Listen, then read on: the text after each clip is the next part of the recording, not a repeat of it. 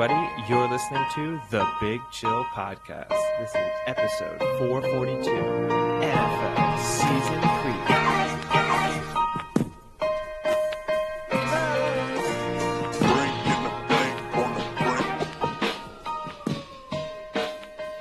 Welcome back. And get ready for our 2022-2023 NFL Season Preview.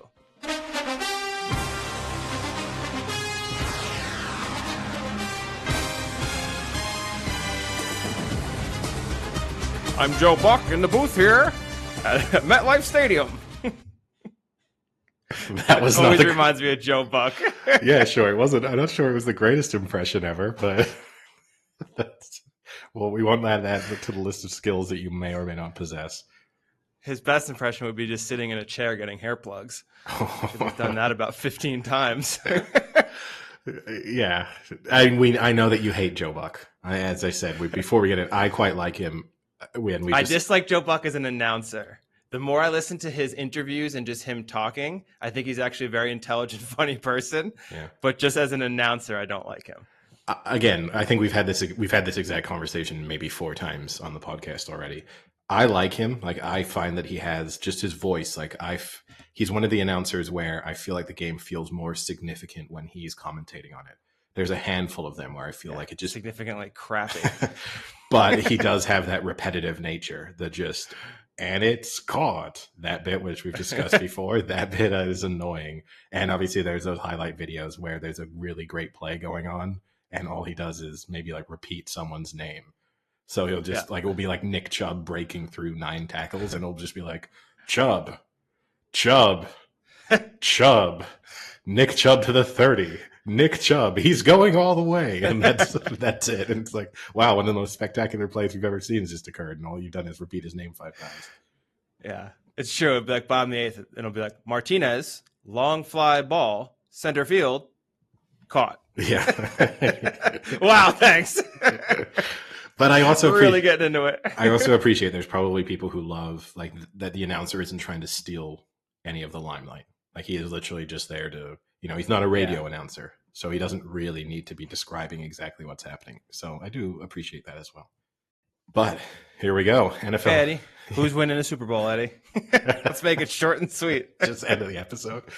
No, we can save that. But yeah, NFL's back. It feels like, I have to admit, it's one of those, this sounds so stupid to say, it both feels like it's been a long time and not a long time. Like the Super Bowl feels fairly recent. At the same time, last season feels ages ago. So there's that part of me in trying to do the research to prepare for obviously our previews and just also get back into the swing of things in terms of the NFL being back. Obviously, worth mentioning, we're recording this on the day of the opening game, Thursday Night Football. This will be out before kickoff, but people will probably be listening to it afterwards. But so we are.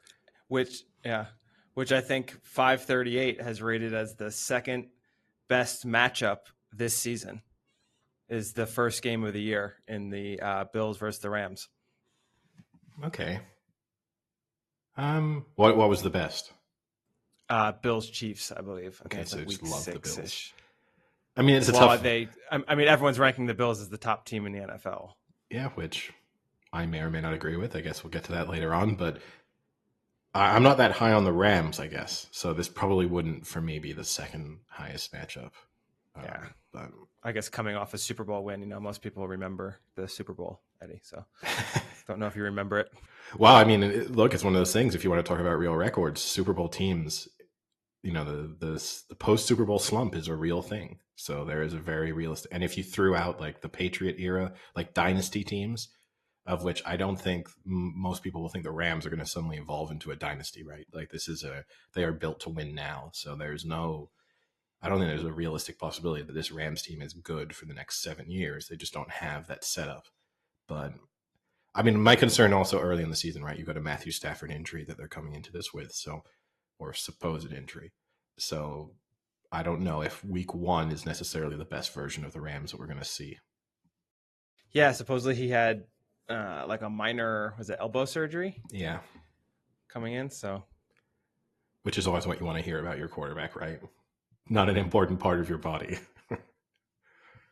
But So, for those listeners who are new to the podcast, every week on our Thursday episode, we do a preview of each NFL game and a prediction. Pretty brief. Like, we kind of try and focus on the bigger games of the week, but we do make a prediction for each game, both sort of straight up who will win and also money line based, also against the spread based on the Big Chill podcast official bookmaker. And from there, we just track our record over the course of the year. This is now obviously the second season we've done this. So this will be the third. This is the third. Yeah, two complete seasons previously, and our records. And I've won every year. Okay. Prove me wrong. I have the data to show that you're wrong. No, you don't. You said you had the data for years, and you failed to materialize the data. No, the data in terms of the analysis, the detailed analysis, that has not materialized. But the data in terms of who actually just outright won, that one we are well aware of. Obviously, I guess benefit for our listeners this year, our predictions will be a little bit quicker because we're down a man. So no Sam to throw in his third prediction. So we'll fly through the weeks. Yeah. Oh man, that guy Sam, I remember him one day. Yeah, the dead weight of the podcast. Yep. So before we start, Eddie, I thought we could intro in with a little. Even Jeopardy is getting into the NFL fever. So a few days ago, although I think it might have been older, it might have been a repeat now that I'm looking at it, but a few days ago, I was watching Jeopardy, and the final Jeopardy question was sports and entertainment. And the question was, the answer was, in 2021, this Hall of Fame athlete launched Omaha Productions. Who is Peyton Manning? Correct. Yeah, I mean, that's not hard. How many of the three contestants do you think got that correct? Because you're asking me, I'm assuming no one did. But I would have thought that everyone gets that. That's not a tough question. One person got it right. The other two guessed Tiger Woods. And this entire answer was Rick, quotations, the nature boy Flair.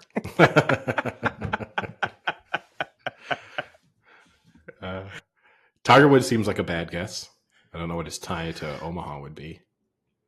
But yeah, it's like he grew up in Nebraska. I think the Ric Flair one is even worse because it sounds as if this person knows Ric Flair enough that he knows the nickname, but he doesn't know him enough to know he has no association with Omaha. No, I just had to check just before he was born in Tennessee. So, you think it was like that deep of a cut that guy actually knew he was born from Omaha, Nebraska? I mean, if you were, that's also, that you raise a valid point there. If you were some huge Ric Flair fan, then you would think you would know that. But yeah, I guess if you'd maybe known that Ric Flair was from Omaha, then you might have been trying to think of someone from Omaha. But it surprises me. I mean, just because you don't even have to have watched football. That was in commercials. Yeah. Like it was a pretty ever present bit of sort of weird cultural sort of, I don't even know how to describe it. It was kind of a cultural phenomenon for like 6 months. Yeah. For more than that, I think even. Well, it had the 6 months when he was first starting to do it. It had that period where everyone was really making fun of it and commenting on it. Like if I had to think of famous things that have occurred from the NFL in the last 15 years, like non-actual football stuff, it would be high on that list. Like you'd have Tebowing would probably be top of the list for me as the thing that just like everyone was Tebowing, whether or not you were watching football or not. You're saying T-bowing or T-bagging? I don't know what I think this is a flashback for you back to your teabagging days. Were you a giver or a receiver in the teabagging department, Frank? I loved the Tebow. I was Tebowing all the time. Were you getting teabagged by Tebow? He would never do that. Not ruling yourself out, though. You're just disappointed he would never do that. What? All right. Well, anyway, we've got decidedly off topic, so let's shift back on to our NFL preview. So I guess the way we're going to do it is go through division by division. I guess the natural way Okay. is to kick things off with one of the divisions involved in tonight's game. So do you want to start things off with the? Go ahead, Eddie. We'll start with the NFC. We don't have to. Go ahead, Eddie. We'll start with the NFC Let's West. do then. the NFC West. Go ahead. Okay. Well, I'll try and keep, as I said, we'll try and keep this preview. We're not going to, this isn't some super in-depth preview, but I think when you look at the talking points going into this season in the NFC West, if you look at the Rams, coming back as a pretty similar team to the one that won the Super Bowl last year. I guess the notable absences from last year's team, you have OBJ, who obviously picked up his injury in the Super Bowl itself and is not back. And then also, who may come back. We never know. Yeah, it's OBJ, but probably right now he's currently just flying in a private jet around the world getting tattoos. Yeah. So who knows? He might be back. You then have Von Miller, who is now, well, will be facing them tonight, right? As a Buffalo Bill. So that's a big loss. But they seem to have, strengthened then defensively, adding Bobby Wagner. So that kind of makes up for the loss of Von Miller. And then in a sense, they've picked up Allen Robinson too as a wide receiver, which probably makes up for the loss of OBJ. So all in all, I'd say the Rams are coming back as a fairly similar team to the one that won the Super Bowl last year. I guess the question mark is they really rode their luck in the playoffs. They could have easily lost pretty much every game they played in the playoffs. And so I'm not sure whether or not they were genuinely the best team over the course of last season.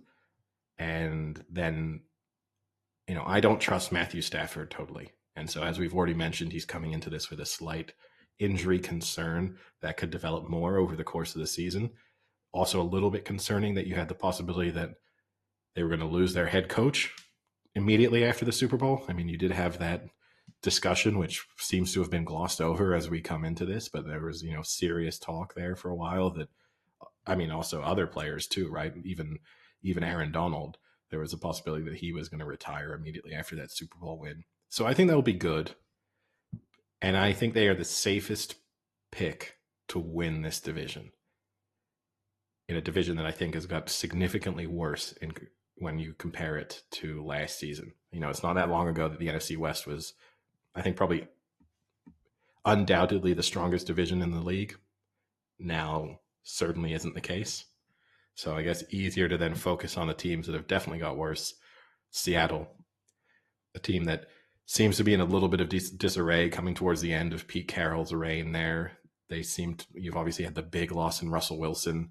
Unclear exactly what their plans are at quarterback, whether or not they'll make a move there at some point over the course of the season. Why do you have to make a move? You have the worst starting QB in the NFL in Drew Lock. What else could you want?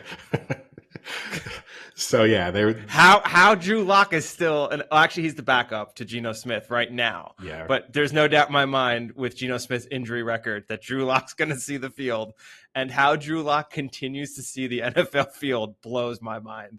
There has got to be better quarterbacks out there than Drew Lock. Well, and Geno Smith. Neither of them. They might have the worst. I think they have the worst starting quarterback in the league. They might have the worst backup in the league, and that's not a position you want to be in, where you're kind of bottom of the rung, the ladder in both categories. Yeah. So just for a reference, Geno Smith has started 5 games since 2015. So in the last 7 years, he's got 5 starts. And I just wanted to bring this up. I made a point of this as we were going through some of the previews I was reading for some of the teams. Someone labeled Drew Lock as having a gunslinger mentality and risky decision making. That is a very, very nice way of saying he's shit. Well, or at least saying he throws a lot of interceptions. I think that's the nice way of saying he throws interceptions and turns the ball over. Like a poor man's Brett Favre. But very poor man. But yeah, it's things don't look great in Seattle. They kind of lost their identity. I think it's easy to cast our minds back to the Seattle team that was obviously winning the Super Bowl and making the Super Bowl a couple of times. That was really built on their defense, the Legion of Boom. That Legion of Boom is now well and truly gone. It seems like the first time in a long time where even the fans in Seattle seem a little bit unhappy. I know they got booed in a preseason game, which, for a team that has built its reputation on being the hardest place to play, where the fans are just always behind them, where the influence that the 12 has on games, Yeah. to have them booing. Even the 12th man has been traded right now. Yeah. Yeah. And so, yeah, it seems like Pete Carroll's time there might be coming towards a kind of sad end. And you also wonder, again, given his age, whether or not he is the right coach to oversee a complete rebuild. I think you have some parallels there, not that he's on the level of Bill Belichick, but you have some parallels there of, yes, you have great head coaches in place, but given how old they are they the people you want to now oversee what might look like a near total rebuild? So I think we could see Seattle completely fall off a cliff this year. Then you have the Cardinals, the Jekyll and Hyde team of the Oh yeah, of the NFL. I mean, it's not a lot has changed for them. It's just everything has become more and more uncertain. So there's obviously the contract drama surrounding Kyler Murray this offseason. Then you throw into the fact that you've got a suspension to their key offensive weapon, and then also major question marks over their head coach. And I think overall, it's difficult to have a positive outlook. You look confused. What are the question marks over the head coach? Whether or not he's terrible? Oh. I don't think he sees out this season. You don't think he finishes the season? No, not as the head coach of the Wow. Arizona Cardinals. No.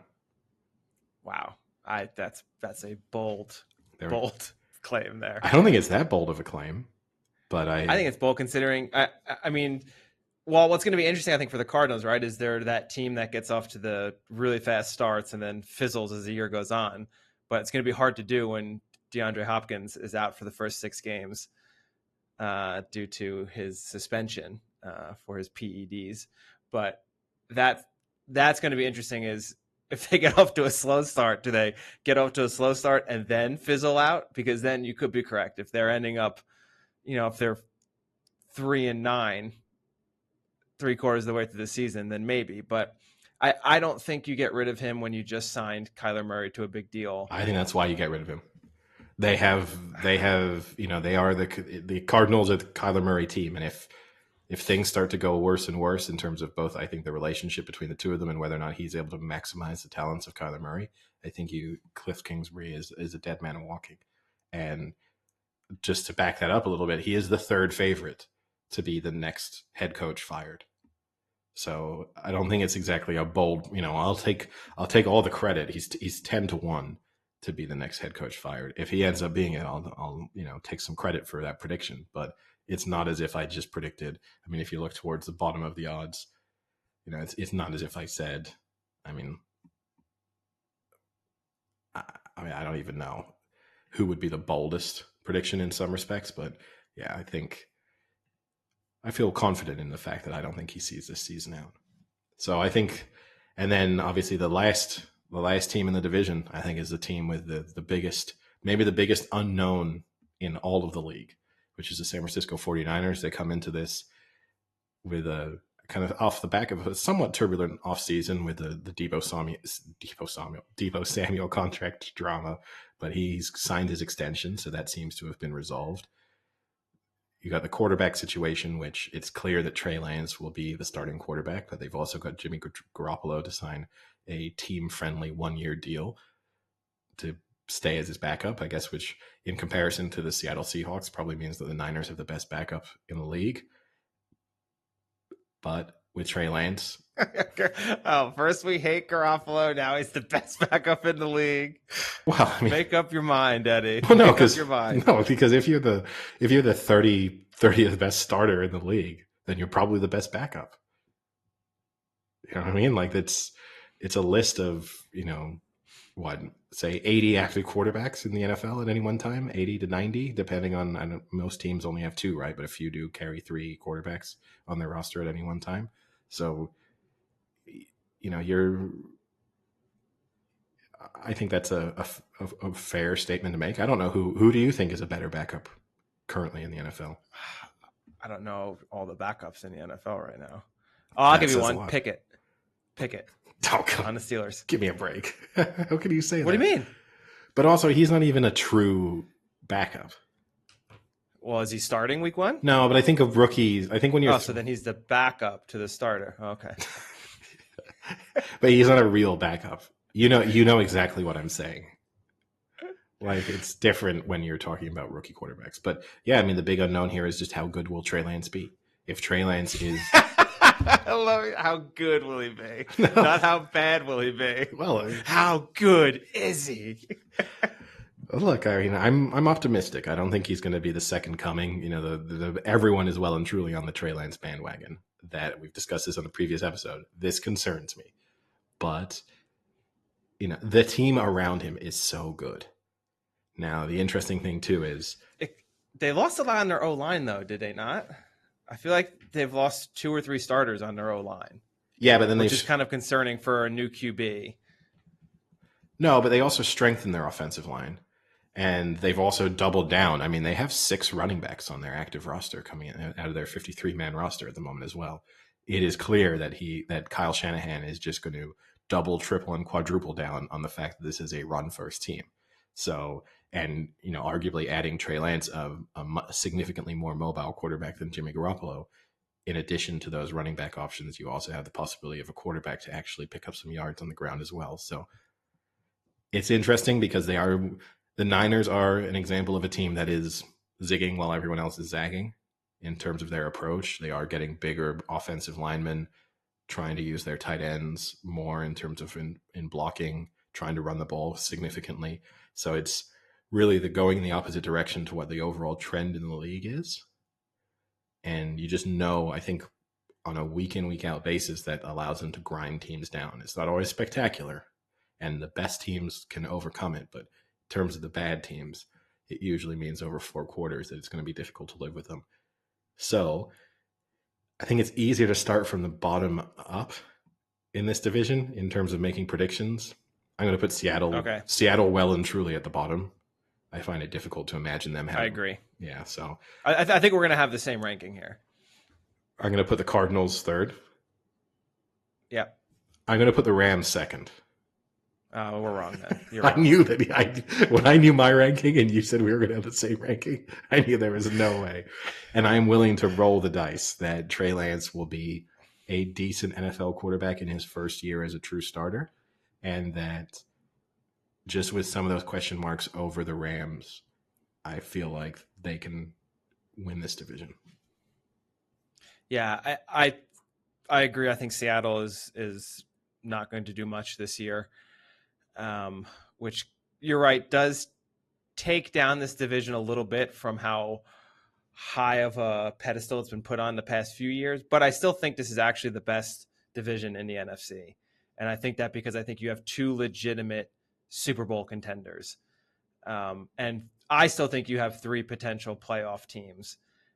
I'm a little worried about the Cardinals in those first games without Hopkins, but I think Murray will have a little chip on his shoulder, and I think Kingsbury will have a chip on his shoulder too. So I see them being above 500, not very high above, but maybe scraping in on a last wild card. I don't think they will, but I think they'll be close. But I do think the two. That's not a chip on Cliff Kingsbury's shoulder. That's his bindle as he carries his items out of the Arizona Cardinals facility after he's been fired. Is it on a little stick? Yeah, exactly. That's what a bindle is. Like a. Oh, is it? That's the whole. It's the whole thing. Yeah, I thought it was just the sack. No, the stick on the stack. The sack on the stick. You want to sit on the stick? Is that what you just said? No. Okay, let's calm. I don't know what's got into you today, but you need to calm yourself down a little bit. Sorry, it's very strong coffee. But yeah, I think the Rams and the Niners are both Super Bowl contenders. I am not willing to bet that high on Trey Lance. I have nothing against Trey Lance, but his body of work is very small and limited to this point. That's fine. So, Niners Nation is happy to hear that the Duke of Curse is not coming straight on to Trey Lance. What Niners Nation fears is that once the playoffs roll around and the Niners have finished their season, 12-5, that's when all of a sudden the Duca curse will be thrown onto them. But there, I like that you're the voice of Niners Nation. a legitimate website that we do not represent. But yeah, yeah. I think the Rams will finish top of this division. They haven't lost much, and if anything, I think Bobby Wagner will be a great addition for the loss of Von Miller, and I think Allen Robinson is better than Beckham. You can't really rely on Beckham very much. So in that regard, I think they're bringing a similar team, just another year being together, another year Stafford there. I think that's going to help. I'm not too worried about the injury. So I think those will be the top two, Rams, Niners, and I think both will make the playoffs. I think they'll both make the playoffs too. I'll say. Right from there, should we maybe do AFC West? Well, why don't we do AFC West? Why don't we do AFC East? Again, factoring in the Bills are playing in the opening game tonight.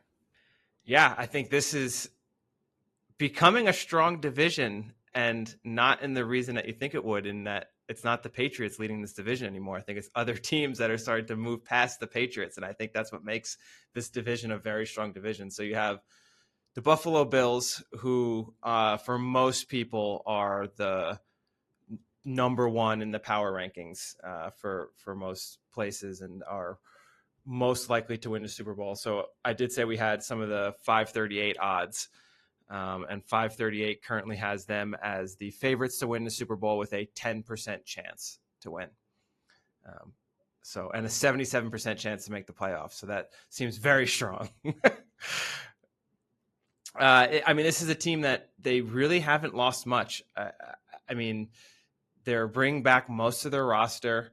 They're adding Von Miller, so they're strengthening a defense that has been, for the most part, a very strong defense, except for these random games that they kind of just don't show up. But they're one of the best defenses in the NFL, and now you're coupling that with an offense that just keeps getting better and better. Josh Allen is I think, becoming an elite QB. They lost arguably one of the greatest playoff games in the AFC Championship or divisional round, AFC divisional round to the Chiefs in that overtime matchup. So I think when they look back on that game, I believe most people still feel the Chiefs are the team to beat, even though they're not. And when they look back on that game, they have to feel as if they were just as good, if not better. And adding Von Miller will help because that, having that outside rush presence always helps the team, especially when it comes to playoffs. If you can get to the quarterback without having to do crazy blitzes, that's always going to help. So I think they're pretty happy about that pickup. But yeah, they're solid right now. Yeah, I think it's, the Bills are definitely on an upward trend. I think it's hard to pick too much of a hole. Again, they're one of those teams where they definitely know what their identity is, and you just expect Josh Allen to continue to get slightly better. I don't know what his ceiling exactly is, but, you just think with the added playoff experience and the fact that he was able to prove himself really in those playoffs, because remember, it's easy to forget, but like going into last year, right, that was the big question mark, was whether or not in the big moments, whether or not he could pull through. So, and they will have felt like they went toe-to-toe with the Chiefs in that playoff game and really should have won. So I think, yeah, they know who they are, and they do a good job of strengthening themselves in ways that play into that, which I think is always one of those things that you look for in NFL teams with that clear identity. They are who they know they are. Exactly. We do have that sound drop, but I won't play it just yet. But we can save that for after week one. But they, okay. Yeah, I expect them to be good. Yeah, and we don't do much fantasy on here. I should say we do Lord of the Rings, so we do some fantasy, but we don't do fantasy football talk very much. But I'd say never really. Yeah, just occasionally, right? If someone has a crazy day, we'll mention it. But one of the people, if people are interested in that, I think Isaiah McKenzie, who's a receiver for the Bills, he's going to be their slot receiver this year. He won out the role in training camp. Could have a huge season coming in. No one really knows who he is. He's probably going to be available, late in those rounds. But anyone with Josh Allen, he's going to throw a ton. So being a new slot receiver, he's fast as hell. So there'll be a lot of deep balls there. Look at that fantasy Frank over here. Yeah. All right. And then next we have the Miami Dolphins. So this is a team that is making the push to be a playoff contender and making a push to give Tua all the options to be rising to that status of a Josh Allen. Whether that will be the case, I think this is going to be a great year to find out if he's the quarterback that the Dolphins think he is. So obviously the big addition, probably one of the biggest signings of the year, is Tyreek Hill going to the Dolphins. Well, I also think that's big question marks over Tyreek Hill, right? Whenever you have Yeah. a superstar receiver leave a just juggernaut of an offense, now the question is, how good is Tyreek Hill? I mean, we obviously know how the speed, like how good is Tyreek Hill, or was he just in exactly the right system for him to kind of be the very best that he could be? Yeah, no, that's a great point. The other big talking point for them is the firing of Brian Flores, which then resulted in the whole lawsuit and everything that followed. But they did bring in a Eddie favorite in Mike McDaniel, the former Niners offensive coordinator. So this I think is interesting because the Niners, like you mentioned before, are a run heavy team, and you've now got an offense that is not very similar, I think, to the Niners offense that McDaniel's used to coaching, where you have Waddle and Tyreek Hill and Tua, who are very different than Garoppolo and Deebo Samuel, and I don't even know who the second receiver was at that point for Ayuk. Well, Ayuk last season would have, from a actual passing yard standpoint, would have been the primary wide receiver. I mean, you throw George Kittle in there, right? As the True. Yeah. So that'll be interesting. I think this is going to be interesting to see how he can maximize this offense. And maybe, McDaniel's the type of coordinator where he was just maximizing what he had in San Francisco and was pushing the run because that's what they were better at. Whereas here, maybe he'll open the offense up more. So that is still kind of to be determined. But there's a lot, I think, of optimism for Miami. And this is a team that lost 7 of their first 8 games last year and then won 8 of their last 9 and made the playoffs last year, just snuck in. So I think they've bettered their team this year. And if they can be the team that was the second half of the season with some improvements, then they could be making the playoffs again. Yeah, it's definitely a possibility. I think the other interesting thing when you're talking about the head coach there and the situation, also a little bit of a test for the Kyle Shanahan coaching tree. Everyone loves to talk about that in the NFL, right? How you kind of track where the future head coaches come from. I'd say Robert Saleh last year was a little bit of a swing and a miss for the Jets, but they're the Jets, so who knows? But this is really the first time that you have a direct, sort of descendant of Kyle Shanahan's approach taking charge of what on paper looks like a pretty good team. So an interesting test to see whether or not the sort of the Kyle Shanahan system and approach translates to other coaches and teams. Yeah, and then next we can go with the Jets. I don't think anyone's expecting big things here from the Jets. This is still part of their rebuild, as they like to call it, for the past decade. Even less encouraging is that Zach Wilson is going to be out for the first few games of this season, which isn't a good sign for the Jets or for Robert Saleh, another disciple of the Shanahan tree from the defensive side. I think one bright spot for them is they do have a lot of young talent. They had a really good draft this year.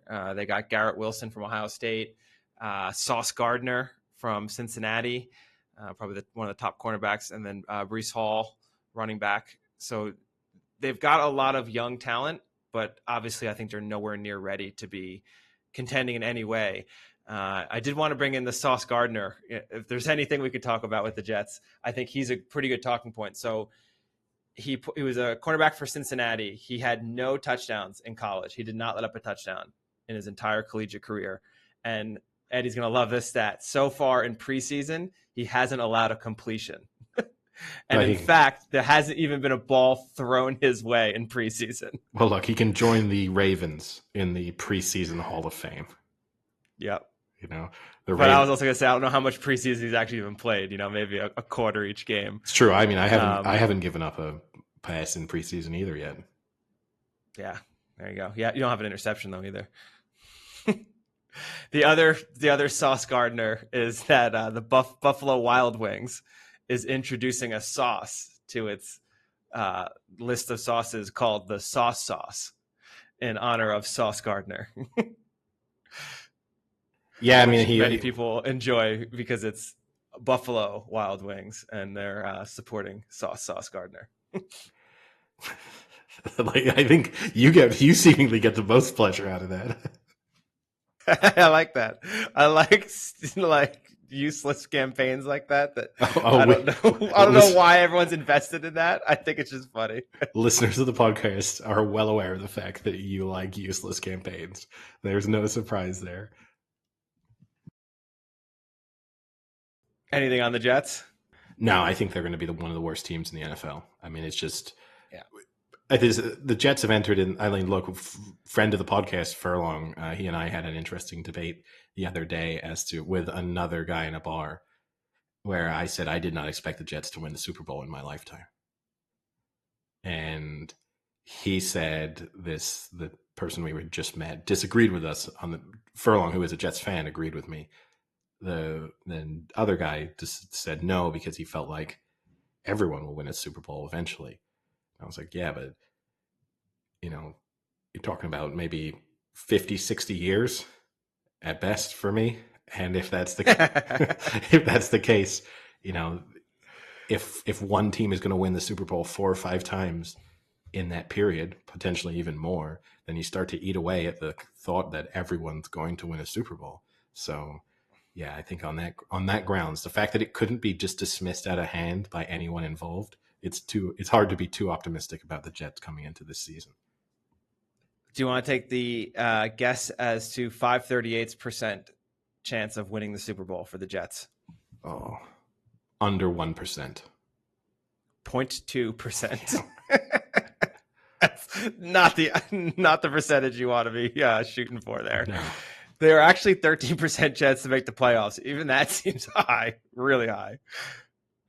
Yeah, that does seem high. I mean, I guess from a statistical standpoint, right, you give every team, you kind of start with a 25% chance just based on your division. So if you're working your way under 25%, like 13% is pretty low, given that weirder things have happened than a team just sneaking into the playoffs. But yeah, it's difficult to see. They are not the worst ranked team, though. Okay. We'll save it for later. Yeah. All right. Okay. And then last in the division, we have the New England Patriots. So the Patriots 2020 missed the playoffs for the first time in, what was that? I want to say since 2008. So 12 seasons. They missed the playoffs in 2020. Since the Brady knee injury. Yeah. Yes. So that offseason, they went and spent the NFL record $160 million, went out and signed for $160 million, they signed a bunch of players that weren't very high profile players, which I think is, when you look back on it, pretty strange how I think, Jonnu Smith was their most coveted signing. And you look at this year, you have Devontae Adams and Tyreek Hill and all these big name players that are being signed everywhere. But they did get back into the playoffs last year because of those signings, but not much of a showing, where they were thromped even by the Bills, 47-17. So you have, I don't know what to make of this team. I mean, they've have a few more decent signings. They got Jabril Peppers, Devontae Parker, wide receiver from the Dolphins. Haven't lost much. I think Kyle Van Noy, who's people kind of recognize him as a Patriot for some reason. J.C. Jackson is a pretty big loss at quarterback for them. What do you mean for some reason they recognize him as a Patriot? He was a Patriot. No, I know, but you know what I mean? Like when you hear that name, you think it's he as a personification of the New England Patriots for no real reason. I mean, I wouldn't say no. I don't know. He seems sort of pretty ever present, in terms of. Is he? I mean, he's never made a Pro Bowl, never really been up there on stats. Sure. I mean, he's won 2 Super Bowls with them, though. I think that helps in terms of recognizing someone, and just becoming familiar with them playing somewhere. I guess. So you have Mac Jones with another season under his belt and a full off season in the Bill Belichick system. So many people, I mean, I was pretty impressed with his rookie season, but to me, this could be a sophomore slump season for Mac Jones. I feel he was a little overhyped at the end of last season, and with expectations being so high, there could be a drop back to reality a little bit for him. So I'm not on the Mac Jones to elite level QB train. I never thought he was that great, but we'll have to see with that. The other big loss, I think, for the New England Patriots is Josh McDaniels is gone. So longtime offensive coordinator is now the Raiders head coach, and they haven't really replaced him. And they don't, Bill Belichick won't say what's happening with his coaches. It's kind of just a coach by committee or coach by Belichick.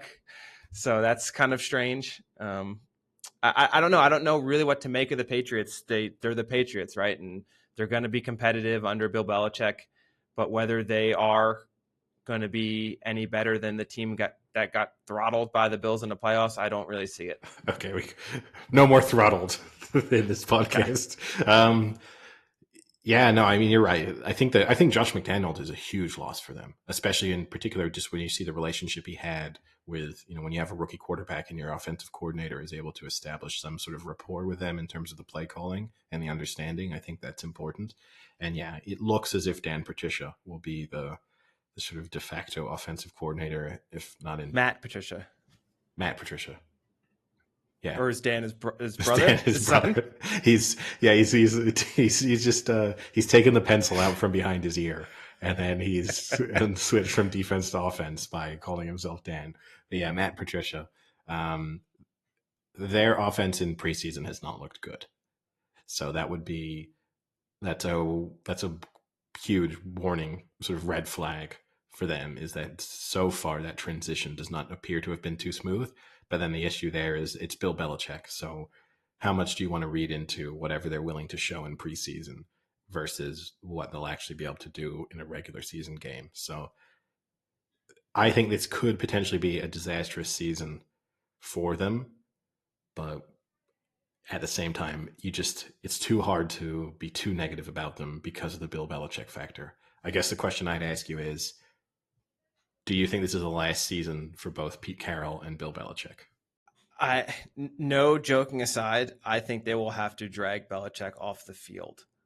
Like, I honestly think he will coach until he's almost on his deathbed. I don't see. I think there'd be too much. I think there's too much pride there. I think if things start to really go badly, then the question But I becomes. think there's too much pride that if things go badly, he'll still think he can turn it around. So then, what are your predictions for the finishing order of the AFC East? I'll go top down. I'm going to go Bills, Dolphins, Patriots, Jets. And I think the Bills will be the number 1 seed for the playoffs. And I think the Dolphins will also make the playoffs. Yeah, I'll agree with you. I'm not going to go into. Yeah, I'm not necessarily finishing order and playoff seeding. I think I won't get Okay. into, but yeah, I think I agree with you in terms of the order in both the Bills and the Patriots making the playoffs. All right, next up, then I guess we can do NFC East. I'll try and be a little bit quicker on this division, although Oh, what? top division in the NFC. I think it's one of the more complicated to have strong feelings about. Most open for grabs, maybe. Yeah. But so obviously, you had the Cowboys win it last year and then have their sort of meltdown a little bit in the playoffs against the Niners. I think in some respects they're saved. I think people look back on that performance in the playoffs and see Dak Prescott kind of losing track of time and not being able to get a final playoff, and treat it almost as if they were going to either win that game or should have won that game, and overlooking the fact that at best they were getting one play from the 35 needing a touchdown, and also that for the majority of that game they were just totally outplayed. So I do think it's one of those weird instances where having the bad final play kind of makes the performance look better because people just remember it based on they had the chance to win and they blew it. So looking at the Cowboys themselves, they've lost a decent amount in terms of, yes, you get Dak Prescott back with seemingly no injury concerns. That's a huge positive for them. CeeDee Lamb, I guess you'd expect to take another step forward. They lost Amari Cooper. They lost Cedric Wilson. They brought in James Washington, but he's suffered a broken foot. So, you're looking at him being out for a sizable chunk of the season. Gallup is still recovering from a torn ACL. So, you're looking at them being slightly weaker from an offensive weapon standpoint, at least for the first half of the season. And then the real issue with them is just their offensive line, which continues to also suffer from injuries. And for a team that has based a lot of what they do on their run game, it's concerning that their offensive line is having to be kind of rebuilt as the season begins. When you look at the Eagles, a team who I think everyone is pretty high on, which I guess is sort of surprising. Jalen Hurts had a good season last year, and I think people are expecting him to continue to progress. The major addition there is A.J. Brown, who, that's an extremely strong addition to their offensive weapons. And aside from that, kind of coming back with a pretty similar looking team to the one that they had last year. And then, elsewhere, the New York Giants. I'll let you probably take more of the lead on what your expectations are for the Giants this season.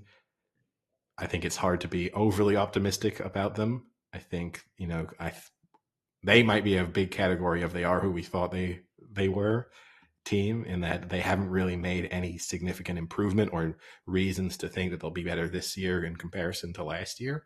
But at the same time, they're not terrible, right? And they're very much capable of winning games, in sort of when the opportunity presents itself. And then you have the Washington Commanders, who I think will probably be one of the worst teams in the NFL this season, as they were last season. So I think that's the quickest summary. In terms of my projections, well, I'll let you do your little. just blowing through half the teams in the NFC East. No respect. I know. Spent 27 minutes on the Niners and Trey Lance's eating habits and workouts and everything, and we would only get a shout out to the Giants and the Commanders. What disrespect. Well, as a Giants fan, then I'll let you. What are your feelings about the New York Giants, the New York Football Giants, going into this season? Oh, nice. Got the football Giants in there. I don't have great expectations. I think as a Giants fan, this is one of those seasons where you'd rather be pleasantly surprised than let down. I think so. Last year they were 4-13. I would expect them to be better than 4-13. But there's a difference between expecting them to be better than 4-13 to be a playoff team. Is that 5-12, or are you saying 7 wins?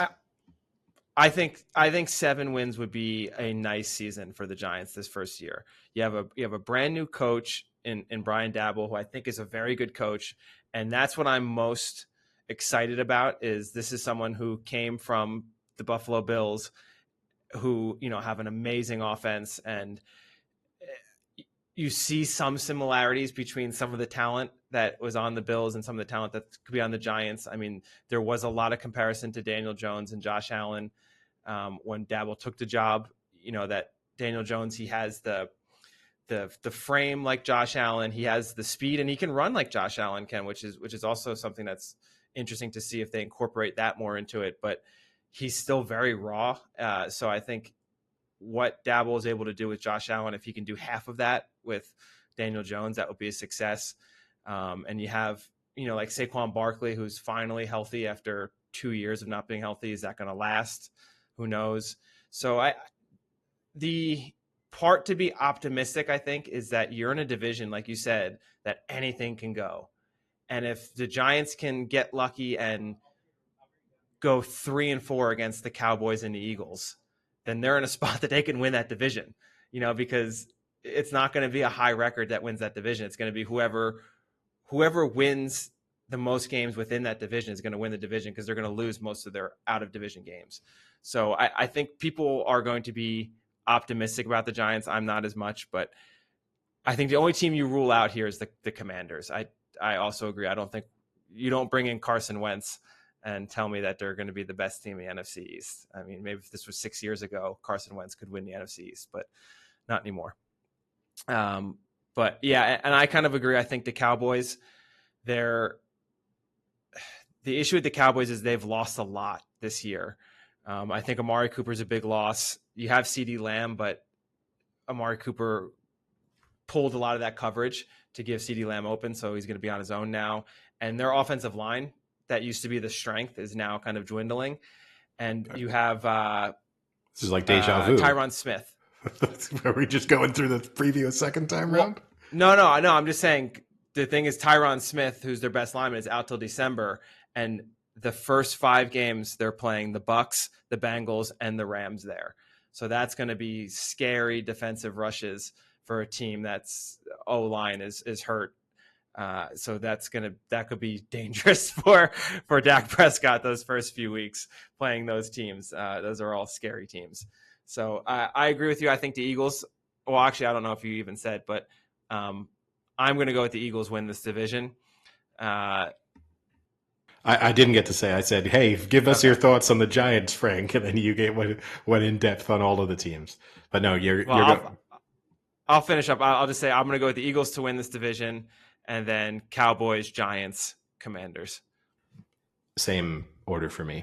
And I'll say I think only the Eagles will be making the playoffs. I do not think 2 teams will come out of this division. No, I do not think so at all. Yeah. All right. Which AFC division would you like to do next then? Ooh, let's go AFC North? East. We just did East. So AFC Let's go North. AFC South. Okay. Let's go South. Just to make this extra confusing. AFC South. Yes. All right. Yes. Over to you. Okay. All right. So you have the Matt Ryan Indianapolis Colts. The Carson Wentz era has come and gone. They are now relying on an even older quarterback in Matt Ryan. And just in case that wasn't enough, they brought in Nick Foles just to still get some of that Carson Wentz, Philadelphia Eagles past glory. Also brought in Stephon Gilmore and Yannick at the end. So some really good signings for the Colts. I mean, that's what you think of Matt Ryan maybe at 37 years old, might change your opinion there a little bit, but really solidifying that defense, which lost Xavier Rhodes, but has gotten better. This is a team that was very run heavy with Jonathan Taylor, and to be able to bring Matt Ryan in, I think is going to relieve some of that pressure and might make Jonathan Taylor even better than what he was last year, because now there is a better threat, I think, of the deep ball. But they have one of the easiest schedules in the league. I think they have the 3rd or 4th ranked easiest schedule, so that will help them. And they were 9-8 last season, so I expect being 9-8, having a better quarterback, having some better defensive additions with an easy schedule, I think they're going to be well over 500. You have the Jaguars, who their biggest addition might be Doug Peterson, their coach. The Urban Meyer era has come and gone also very quickly. And now they're on to another Eagles. This is just an Eagle-heavy division here with Doug Peterson trying to re-spark that magic. I don't know. They'll be better. I mean, you have Trevor Lawrence, who has another full offseason to kind of get ready now. So I think he'll clearly have a much better year. But they haven't done enough around him yet to be competitive. I think this is a team like the Giants. You can be optimistic, but not too optimistic. So I don't think there's much there to discuss. If you have anything, if you're higher on the Jaguars, maybe, I don't know. I'm not. Okay. Another team that I think is not going to do very well. This is a division we have to get through quickly. Houston Texans have lost Deshaun Watson, haven't done much to surround them. I mean, they've lost Deshaun Watson, but he didn't play, for the last 2 years almost. So he's already kind of been gone. But when you're relying on Davis Mills, I cannot trust that team to win anything, I but don't I think don't care Davis what anyone Mills. tells me. I don't think See, Davis. I don't care what you tell me. I mean, I don't think Davis Mills looked that bad last season, but I mean, look, I'm not saying the Texans are going to be good. I don't think Davis Mills is the reason they're going to be bad, though. Yeah. So another little fantasy nugget. Have a few I'd sprinkle in. A very high expecting level here for Damon Pierce, their running back. There's talks that he's going to get a heavy workload, and he's looked amazing in preseason and training camps. So there's, a lot of people have ranked him pretty high on the fantasy radar. So as a running back on the Texans, my concern is he going to get a lot of rushes, or are they going to go down 20 and start throwing the ball? But he could be a pretty good fantasy breakout player for people who want to get a second running back. Maybe that's going to be a starter that most people haven't heard of. So about the only thing I can say about the Texans is Damon Pierce. And then lastly, you have the Titans, who were 12-5 last year, had a good season. They have lost both A.J. Brown and Julio Jones, so they're 1 and 2 wide receivers. They brought in Robert Woods from the Rams and Austin Hooper.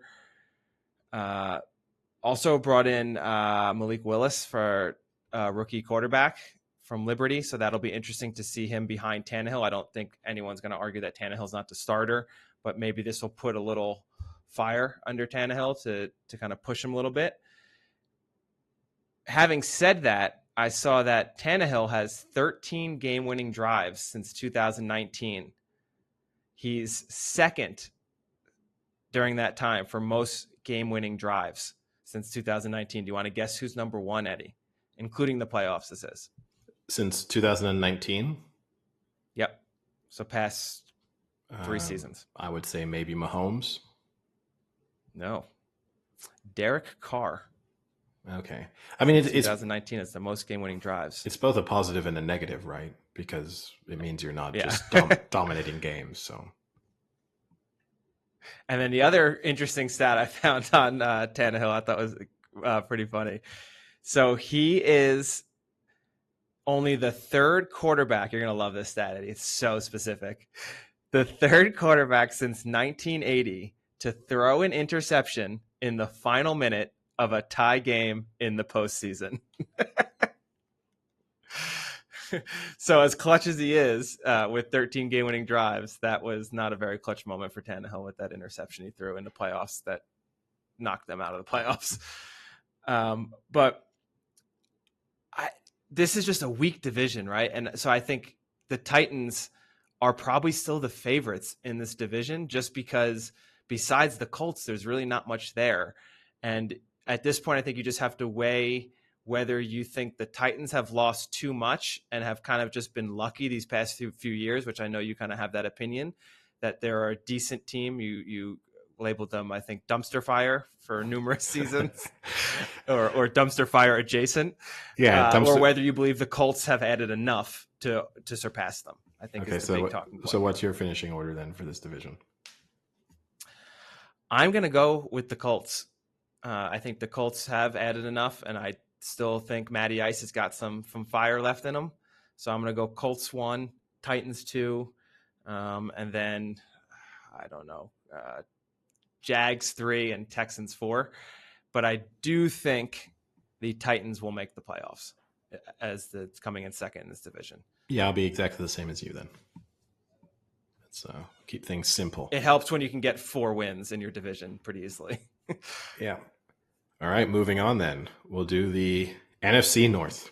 I guess one of the more interesting divisions in the NFC. At least it has one of the sort of standout teams from the NFC. I think there's can be a little disagreement in the fact that the AFC looks a lot stronger than the NFC this year, at least in terms of strength of depth.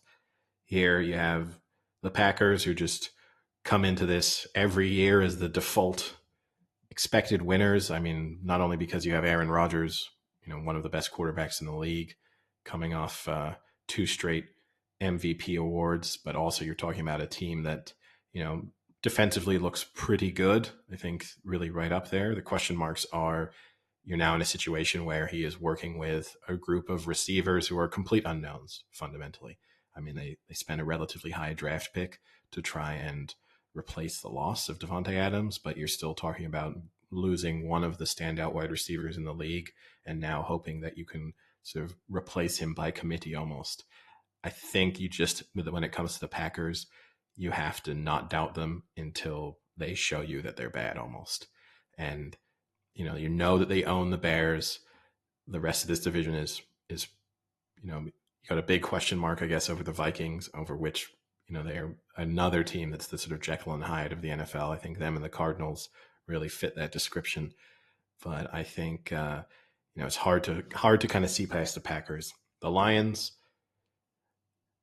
they look as if they're on an upward trend. I know a lot of people really enjoyed the improvements that they showed under Dan Campbell last season in terms of being really committed to playing the game in the way that he wanted them to play. And in spite of the fact that they were winless in the first 11 games of the season, that they were then able to sort of show improvement towards the back end and not just have their heads drop and give up on the season, which I think would have been pretty easy to do. And that sort of shows commitment to a more long-term project, which is encouraging for the Lions, but I don't think you'll actually see significant improvement from them this season. In terms of the Vikings, who I think are the only team that really threaten the possibility of sort of, beating the Packers to winning this division, you got Justin Jefferson and Dalvin Cook. So when you have two sort of superstar offensive weapons like that, you know that they're going to put up points. You obviously have the question mark in terms of the consistency at the quarterback position, and that will become usually a weekly trend in our podcast as we discuss how we feel, whether or not we actually do like it. But I think there's enough to like about them on offense. Defensively, I think is where you see the real separation between them and the Packers, and they just don't have any sort of real standouts on the defensive side of the ball. So I think their pass rush is okay. When you look at Hunter and Smith, they have a chance there of maybe putting some quarterbacks under pressure, but their secondary looks extremely weak. And I think if they're going to win games, they're going to have to win high-scoring games consistently, which might kind of suit them with the way their offense is built. And for the Bears, I mean, they just seem to be entering a complete rebuild. I mean, not only is this season overshadowed by the fact that they're moving out of Chicago right to their new stadium in the suburbs, but you also have the issue with the fact that just all they've basically done this offseason is clear cap space. So it is difficult to find a positive when it comes to the Bears. And no more Matt Nagy. I guess that. Eberfluss. Yes. And their offensive line and their defensive line look terrible. It's hard to see. I don't think they'll get much pressure on opposing quarterbacks. And at the same time, I don't think they're going to be able to buy their own offense anytime at all. So, I think that's a kind of quick summary. And then for me, as I said, until I sort of see otherwise, I'll just pick the Packers to win this division. I have the Vikings in second. I'll have the Lions in third, and I think the Bears are possibly the worst team in the NFL. So I'm going to have them right at the bottom. Wow. Okay. The Bears aren't actually, according to 538, the worst team in NFL. The worst teams we actually covered were the Falcons and the Texans. According to 538, Donald Trump wasn't going to be president either. So what do they know? I have the same ranking as you do. I think the Packers and the Vikings will both make the playoffs. I think the other thing to note about the Vikings is they now have I never remember his first name, Kevin O'Connell, the now second youngest head coach in the NFL, coming from the Rams, who's the offensive coordinator for the Rams. So they've brought in, I think, is a smart move. I think you're right. Their defense is very iffy, but they have such a good offensive weapons that they haven't been able to utilize. So to bring in an offensive-minded coach, young, with the team like the Rams that has a similar system in terms of the weapons they have, I think it's going to be really helpful for that offense. You could see them being the top scoring offense in the NFL this year, I think, with Justin Jefferson, if Dalvin Cook can stay healthy. And I think Kirk Cousins is a really good QB. So I think that's fine. And also Kirk Cousins has openly spoken about, right, how bad his relationship with Zimmer was.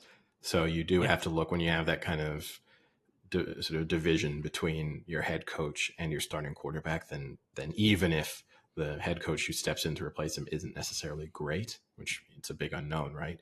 But it's probably an improvement from a chemistry standpoint. Yeah. And interestingly, this is Kirk Cousins' final year of that massive $66 million contract that he signed, all those years ago that people were going crazy about. It doesn't seem that long, but it has been a long time. I'm never high on the Packers. They have lost a lot. They've lost their top two receivers, and now you have Alan Lazard, who is their top receiver. This is a guy who was an undrafted free agent, signed off the Jags practice squad, and has last season 40 catches for 500 yards. And now he's the number one target for Aaron Rodgers. Aaron Rodgers is a great QB, but that isn't giving him much around him. So I always want to go against the Packers. I really do. But you're right. I think their defense is more solid than the Vikings. And I think it might be closer than most people expect. So, last year the Vikings were 8-9 and the Packers were 13-4. I don't think that separation is going to be that great this year. I think it's going to be one or two games. But I still think the Packers win that division. I think the Vikings get second. All right. Who are we moving on to in the AFC then? AFC North? Yeah, sure. I mean, it's you. You don't have to. Okay. Well, you can have an input, Eddie.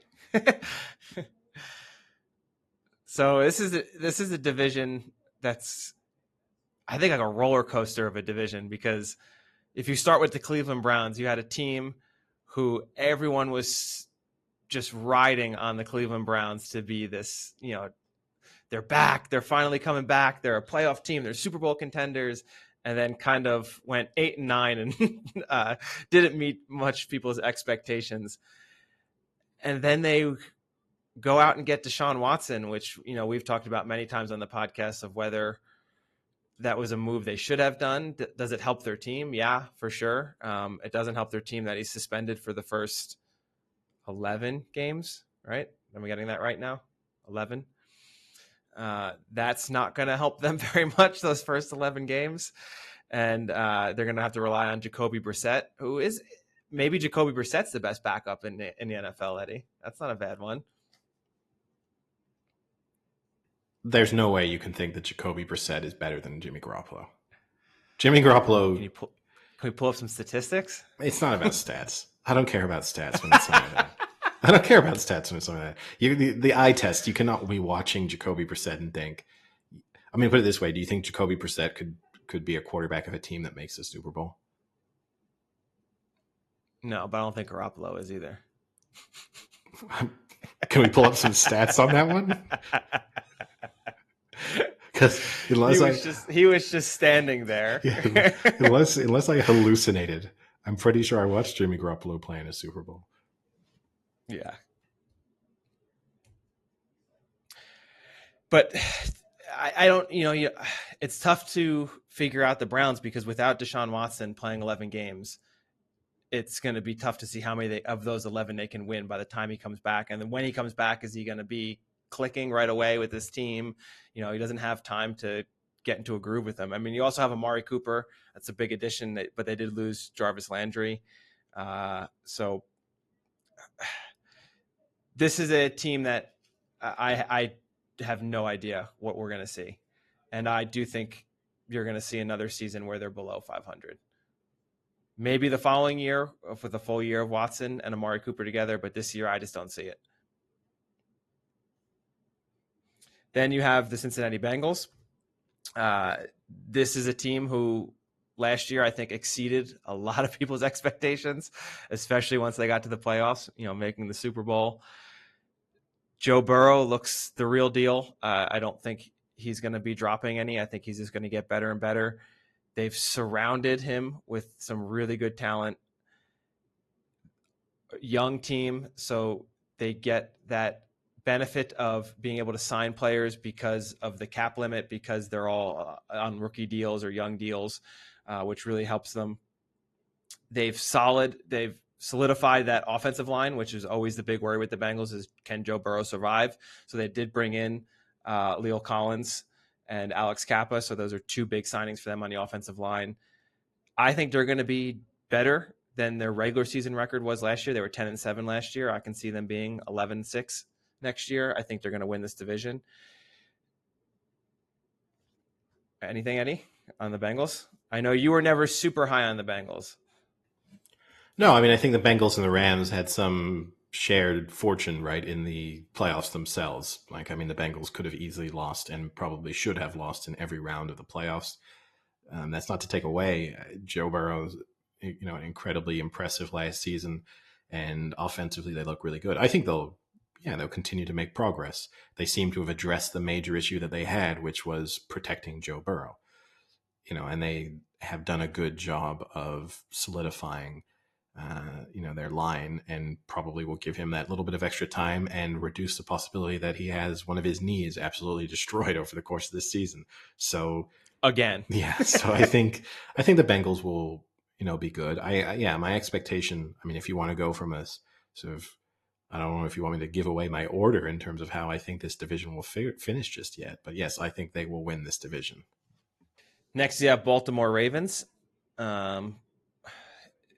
This is a team that was 8-9 last year, but as someone, Eddie, you'll know I sympathize so much with teams that just have tons of injuries, and this was a team that was just riddled with injuries. And I think you can put a lot of that record on a team that was on to like their 6th and 7th strings in some positions. So if they can be healthy this year, it's you have Lamar Jackson, who is a dynamic quarterback and can really change games. What's interesting is I saw Lamar Jackson is declining his offer for a contract extension and wants to play out the final year of his rookie contract. The last time that happened for the Ravens was Joe Flacco, who decided not to sign an extension and play out his final year. And you know what he did that year, Eddie? Won the Super Bowl and went to McDonald's. Won the fucking Super Bowl. That's right. Once again, you're very and then became the NFL highest paid player. What a decision that was. Yeah, no, I mean, it worked out for Flacco. I don't really understand the move from Lamar Jackson's standpoint, just because I don't think his stock can get too much higher. Like, even if you told me, I mean, you're talking about a guy who's already won the NFL MVP. So, yes, if he wins the Super Bowl, I don't know if that significantly increases from a contract standpoint, what the offer would be. So, I don't really know why you'd be doing it, particularly when you're a player with the style that he plays, where it's just get the money when you can. Well, just, I mean, he would be a higher risk quarterback, right? An injury could occur. You obviously don't want to see it happen, but just with the way that he plays, I'd put him, if you told me which sort of top 10 quarterback will have a serious injury this season, and I had to guess one, I think you'd have to say that Lamar Jackson is the most likely candidate. But yeah, no, I mean, I think the Ravens will be good this year. And as you touched on, I mean, they were really pretty much destroyed through injuries last season. It's impossible to imagine that they will have that same level of bad luck this time around. And their team is, again, another team that knows their identity. And when everything's clicking for them, it's pretty hard to stop their offense. The question really... Yeah, Go ahead. I would say it's a team that knows their identity, but the issue is they let go Sammy Watkins and Marquise Brown. So don't need them. I don't know.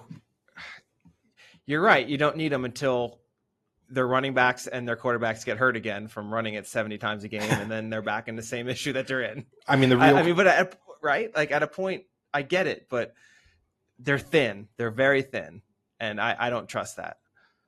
The real question for them is translating their regular season dominance when they are healthy into into sort of playoff wins. I think that's their real issue. But, and I think that they will be able to do that at some point. Whether or not that's this season will be to be decided. And then you have the Pittsburgh Steelers, who somehow, some way, were 9-7-1 last year and snuck into the playoffs. But you can say goodbye to Ben Roethlisberger. You can say goodbye to Heinz Field. It's now the Acrisure Stadium. Things are not looking up for the Pittsburgh Steelers.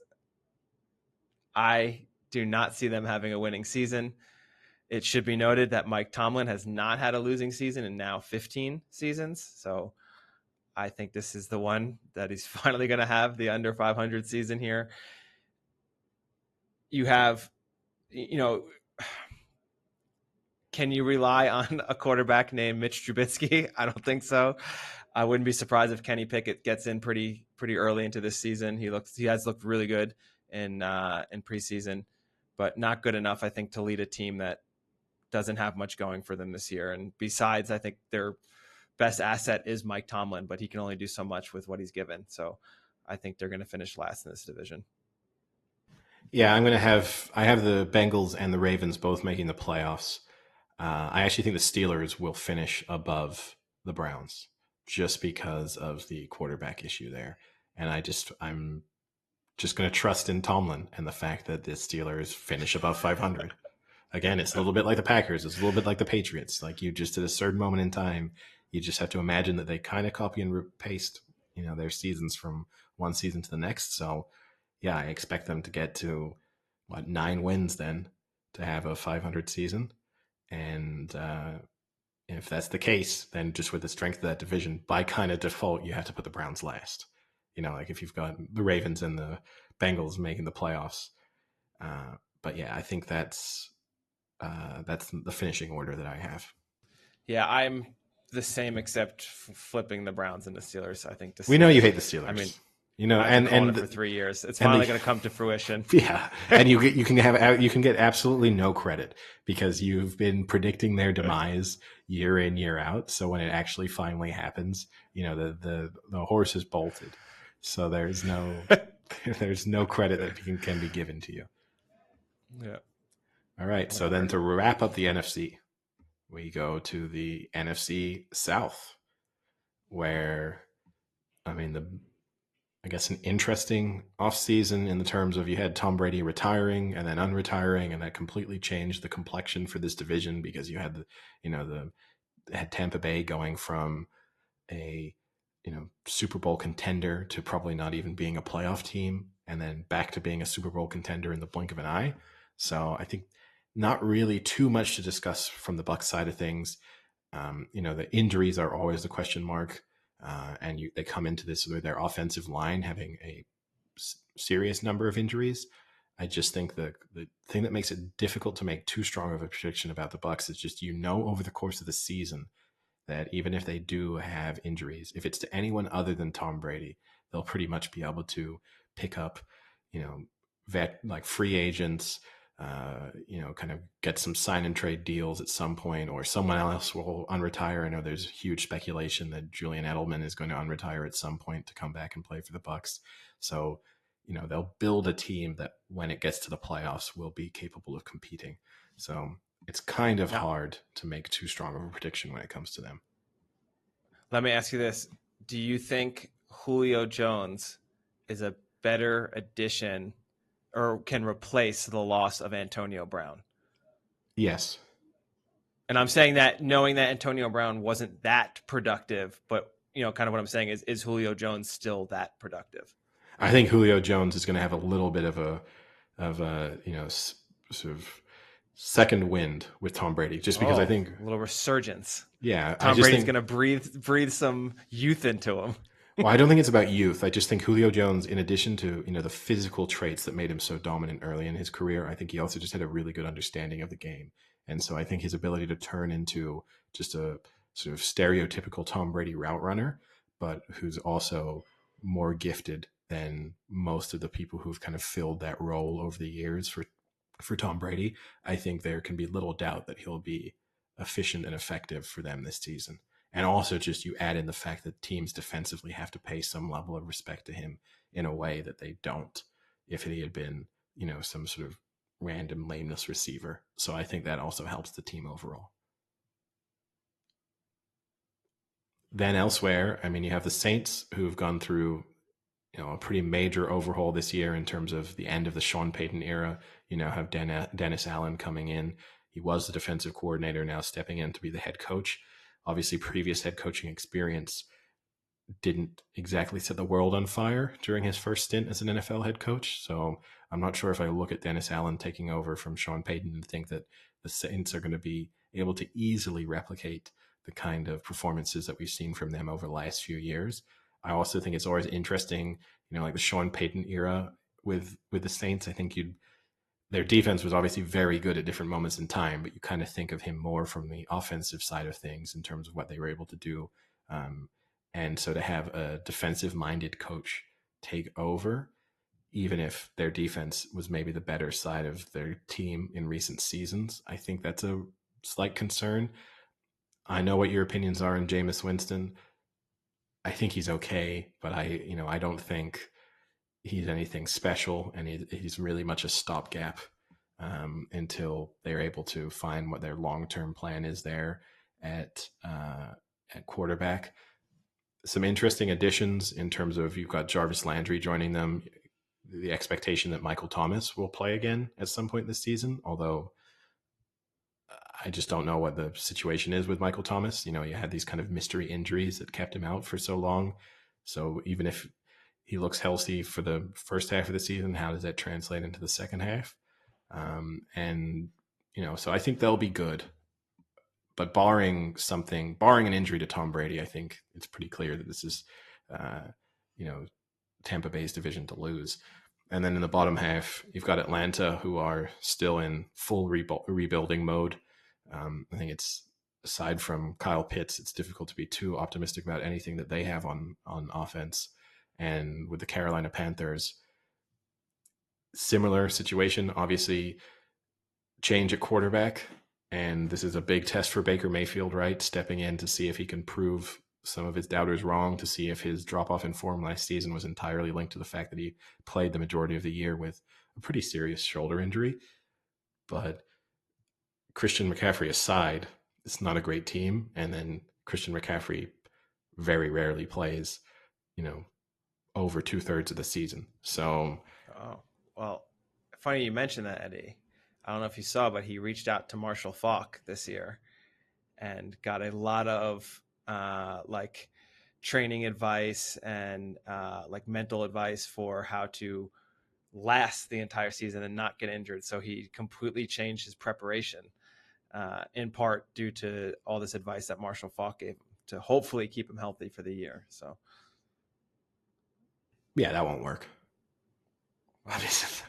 At a certain moment in time, you're just a player who gets injured. You know what I mean? Like there's just no reason to think. And also just with the way that they use Christian McCaffrey, it's the downside of being such a heavy usage offensive weapon.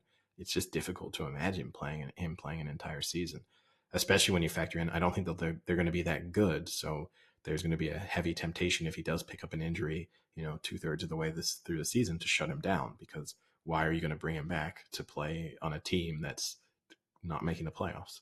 But so then in finishing order, my predictions will be Tampa Bay first, Saints second. I'll put the Panthers third just because I think the Falcons are going to be awful. And I do think Baker Mayfield is a decent NFL quarterback. So I think, and they also get the bonus, right, of playing the Cleveland first up. And that just seems, destined to be a win for them. And so I'll put them third, and the Falcons bottom of the lot. Yeah, I mean, I think the Panthers at 5-12 last year, I think they might push up to about 7 wins. I think Baker Mayfield is a pretty good addition for that team. I think he'll have a lot to prove. And, people, when he was on the Browns, people thought he was going to be great, and then he didn't. And then they ran him out of Cleveland, and now, we'll have to see. But I think he's definitely a step up from Sam Darnold. The interesting part about the Saints and the Bucks is Tom Brady is yet to beat the Saints. So he's 0-4 against the Saints. That's such meaningless stuff. I think that's somewhat meaningful. How many teams do you have a losing record against? I don't know. I just don't. That stuff, I mean, he's definitely going to beat them once this year. Put it that way. Really? Because the odds would say, Eddie, he won't. History would say that he won't. I don't think the odds, when they come around, will say that he will. I think the Saints are one of the more interesting teams in the NFL. I think you touched on a little bit. Is Michael Thomas going to be healthy? Is he going to be back to the Michael Thomas that was great? I think you're right. I don't have the highest opinion of Jameis Winston, but if there were a team that Jameis Winston could be successful in. At least you said his name right. I was going to wait to the last one to throw it off, but now you've ruined it.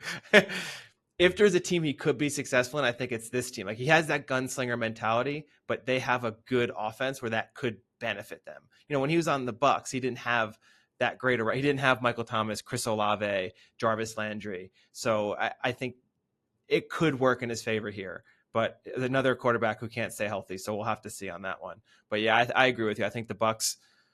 I think the Julio Jones addition is going to be a great addition. I think exactly what you said. He was a great receiver, and I think he could still do it. So I'm going to go Bucs, Saints, same as you. Bucs, Saints, Panthers, Falcons. All right. And then finish things off for us then, Frank. With the arguably best division in the NFL. Yeah, arguably, I guess. Yeah. I think AFC West. Yeah, I think there's a strong case for it being the strongest division. Yeah, I think this is getting close to that one year where we thought everyone in the NFC West could have made the playoffs. What was that, like 3 years ago? You could argue every team in here could be a playoff team. So you have the Denver Broncos, 7-10 last year, but obviously biggest signing in the NFL, bringing in Russell Wilson with his questionable media things he's been doing. Kind of dorky. But yeah, Drew Lock to Russell Wilson, enormous upgrade. I think you now have a team where you have him with Jerry Jeudy, Cortland Sutton, and KJ Hamler. That's a dangerous offense. Whether their defense is going to be as good as it could be in this division is going to be tough to imagine because the division is so strong offensively. I mean, it's crazy how good these offenses are in this division. So we'll have to see, but definitely a huge upgrade there. Chargers, I think now the best team in this division. You have Justin Herbert, who just keeps getting better and better. I think he's going to push for an MVP this year. Khalil Mack, I think is a big signing for them. J.C. Jackson at cornerback, Van Noy at linebacker. So they've really tried to strengthen that defense to slow down some of this offense in this division. And you have an offense that hasn't lost much, added Sony Michel as well. They're a dangerous team. And I think, spoiler, I think they're going to win this division for me. Then you have the Chiefs, who have lost Tyreek Hill. We discussed whether that is going to be as big a loss as we think it is, whether he was just a part of the system or whether he was that good. They also lost the Honey Badger, which I wasn't very high on the Honey Badger. So I don't think that's a huge loss for them. But they have brought in Juju Smith-Schuster. So maybe, you talked about Julio kind of having a reemergence. Juju Smith-Schuster has kind of been lackluster these past few seasons. Is he going to step back up? Valdez-Scantling, also wide receiver coming in, as well as Sky Moore was their signing for the rookies. And George Karlaftis was a big rookie sign for them at the end, who looked really good in preseason. So if they can have someone that has finally some pressure along the end, that would be pretty good. But you still have Mahomes and Kelsey, so they're obviously going to be a solid team. They're just so good. And then Hardman, I think, is going to be the wild card here. Can McCole Hardman replace Tyreek Hill with that speed that he has? He is almost just as fast, but does he have that route running ability that Tyreek Hill had? So that'll be interesting to see. 12-5 last year as well. So I think they'll stay around there. And then lastly, you have the Raiders, who had I think a surprisingly good season last year, 10-7. Then went out and signed Devontae Adams. Besides Russell Wilson, probably the biggest signing in the NFL. You now have a team who has so many options on offense you have Carr, Devontae Adams, Hunter Renfrow, Waller at tight end, Josh Jacobs at running back. That's a solid offense. They signed Chandler Jones on defense, 4-time Pro Bowler. So you have him and Max Crosby now at the ends, so you can get some pressure there. But they were not a good secondary. They were a decent secondary last year, but they have some losses in their secondary, so I don't know if they're going to be as good as they were last year. Yeah, I think this is a tough division to predict just because every offense seems pretty stacked, and every defense does not seem particularly stacked. So I don't know if it's you choose who's the best offense or you choose who's the least worst defense. No, yeah, I think it'll be interesting to see how it will play out. I do think people are predicting the drop off of the Chiefs will be a little bit too soon. And I don't know. I don't fully trust the Chargers yet. I think they're a good team, but and I also think there's some question marks over Russell Wilson. The version of Russell Wilson that we saw in the last couple of years in Seattle was not exactly spectacular. So I think people are sort of penciling in the idea that this is MVP caliber Russell Wilson back, going to a new team, and that the issues were everywhere else in Seattle. And certainly this is a better setup for him and a team that will be more suited to his style of play, but he's probably not the player that he once was. So I guess I'll just throw in my predictions. I'm going to have the Chiefs winning this division, the Chargers second, the Raiders third, and the Broncos fourth. And I do think three of these teams will make the playoffs. Wow. I also think three are going to make the playoffs, but I'm a little different. I'm going to go Chargers, Chiefs, Broncos, Raiders. And I think the Broncos will make the playoffs as the third team in this division. And I think all four teams will finish above 500.